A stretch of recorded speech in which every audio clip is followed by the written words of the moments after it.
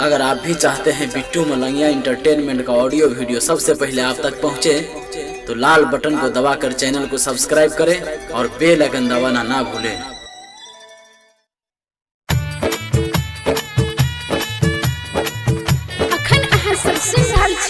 Malangia recording studio की शानदार प्रस्तुति। Music by DJ Umesh, Sukhipur Bazar. Mix by Bittu Malangiya. छौरी के छौरी सुन के बंगाल के छौरी, छौरी के छौरी सुन के बंगाल के छौरी। झुमका की न देबो नथिया की न देबो, झुमका की न देबो, झुमका की न देबो नथिया की न देबो, कर ले हमरे से शादी। छौरी के छौरी सुन के बंगाल के छौरी, छौरी के छौरी सुन के बंगाल के छौरी। झुमका की न देबो नथिया की न देबो, झुमका की न देबो, झुमका की न देबो नथिया की न देबो, कर ले हमरे से शादी।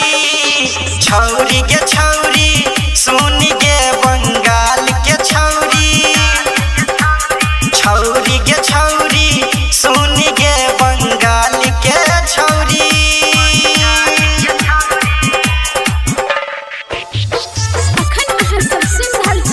मलंगिया रिकॉर्डिंग स्टूडियो की शानदार प्रस्तुति।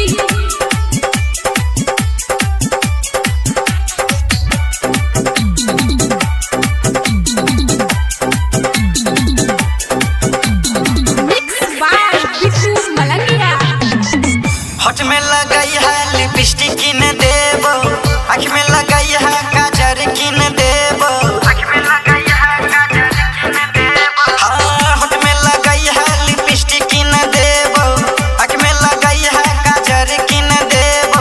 आई है रैया में तो सूट की न देबो, छम छम कर तो पायल की न देबो,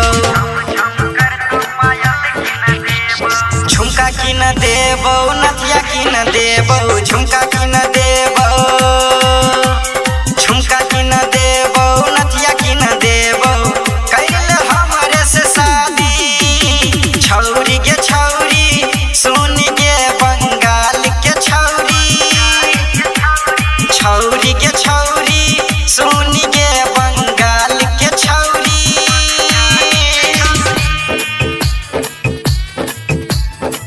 मलंगिया रिकॉर्डिंग स्टूडियो हजमा चौक।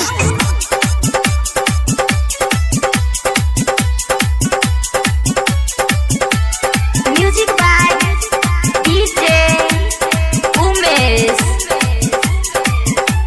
सुखीपुर बाजार।